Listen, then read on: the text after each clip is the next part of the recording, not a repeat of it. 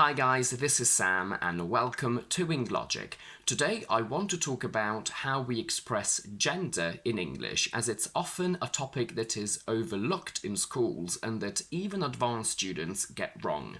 Now more than ever, this is a crucial point because we live in an era of revolution of gender identity, and we'll see how this grammar rule applies to this concept. Here I will link a video where I give you an in-depth explanation of all the most important grammar terminology and concepts, where I also touch on gender. And now, let's get started. From a very technical point of view, morphology studies the physical construction of words and how they physically change to connect to each other. For example, it studies the physical change that occurs in English when we go from a singular to a plural, so how we physically change the word cat into cat by adding s. This physical change or modification is called inflection. Gender refers to the gender or sex of what we're talking about. The most common genders in most languages are masculine and feminine. Some languages have neuter as well, and there might be more out there. But in English, morphologically and conceptually, we don't have gender, meaning that we don't inflect words in a sentence to describe the gender of what we're talking about. Here we have 4 English sentences and their translation into Italian.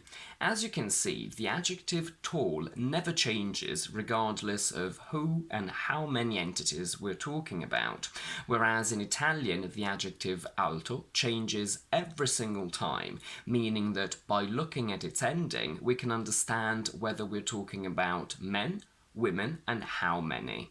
The same thing goes for the article the. Whilst in English it never changes, in Italian it does. Since articles and adjectives never inflect, they're called invariable because they don't give us any physical information about gender or number, meaning how many entities, which means singular or plural. English nouns don't inflect for gender, but they do for number, usually by adding s. Careful, when we say the word guy, we conceptually know that we're talking about a man, a male entity, and when we say girl, we conceptually know that we're talking about a woman, a female entity, but morphologically there is no physical indication of this. And whilst in Italian, table is masculine and chair is feminine, in English they are genderless, meaning that we only use the word he to refer to a human male and the word she to refer to a human female, whereas table and chair would be the genderless it. And here comes the interesting part. In English, when we talk about people, except for a handful of conceptually gender-specific words, such as guy and girl, man and woman, where the difference between male and female is conceptually clear, we don't usually understand who we're talking about. If I say to you, my colleague, you understand that it's one person, but you don't understand from my sentence if it's a man or a woman. So, if I say to you, my new colleague is great, and you want to know the age of my colleague, what do you ask me? In a lot of languages that have gender, when this is not clearly specified in the context, they use the masculine version by default, so they would say, how old is he? But that in English is incorrect because that means that you are assuming that my colleague is a man. If you say, how old is she, that is also incorrect because you're just assuming that my colleague is a woman. I hope you're sitting down for this because what shocks a lot of people is that in English, when we want to be politically correct and gender neutral in order not to offend anyone, we actually use the pronoun they, even if we're talking about one single person. So the correct question to ask would be, how old are they? I know that mentally this is very hard to accept, but that's exactly what we say. Now, because I know the gender of my colleague, I will say he is 30 if my colleague is a man, and she is 30 if my colleague is a woman. But because you don't know that, you have to use they. This happens much more often than you would think.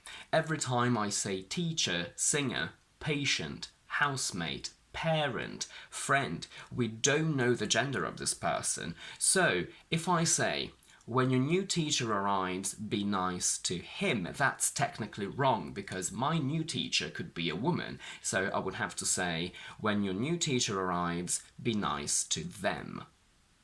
In formal spoken and written English, we can say he or she and their inflections. If you do an English exam, you will read on the paper that the candidate must use his or her own pen. But because candidate could be a man or a woman, in spoken normal English, we say the candidate must use their own pen. However, since constantly repeating he or she, his or her is very heavy and using they is a little bit informal, in long speeches or books, the pronoun he might be chosen in order to avoid these repetitions. But whilst we can sometimes use he in these cases, we absolutely can't do that with someone or somebody, anyone, no one, and everyone, because that's a grammar mistake in an English exam. These indefinite pronouns are followed by a verb in its third person singular form. No one is here. Someone sings until 10 p.m. every night. But if we need to use pronouns to refer to them, we must use they and its inflections. It's a mistake to say, if someone arrives, tell him I will be there soon. That's what happens in a lot of languages which have gender. But in English, you can only say, if someone arrives, tell them I'll be here soon. How does all of this apply to gender identity? Gender, when we talk about human beings, refers to the physical and biological sex that a person is born with, and for most people it's either male or female. But emotionally, not everyone identifies as the gender that they were born with. A biological man that doesn't feel like a male he at all may want to be referred to as a she, and a biological woman that doesn't feel like a female she at all may want to be referred to as he. Other people, however, don't fully identify as he or she. They're sort of in the middle, and they're called non-binary because they don't fall into one of the two standard categories of gender, which are usually male or female. The interesting, beautiful and revolutionary thing is that most non-binary people want to be referred to as they, them, their when we use pronouns, but the verb is in the third person singular when it's attached to their proper name.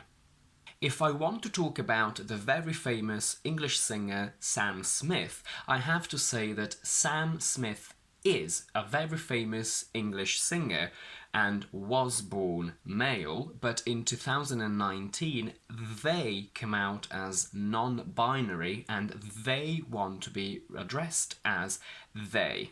You can check this on their Wikipedia page where all their pronouns have been changed from he, him, his to they, them, their. And that's it for today. If you like this video, please don't forget to give it a thumbs up and to subscribe to my channel down below. And please do let me know in the comments how your own native language is dealing with this gender identity revolution. And in the meantime, I will see you next week with my next video.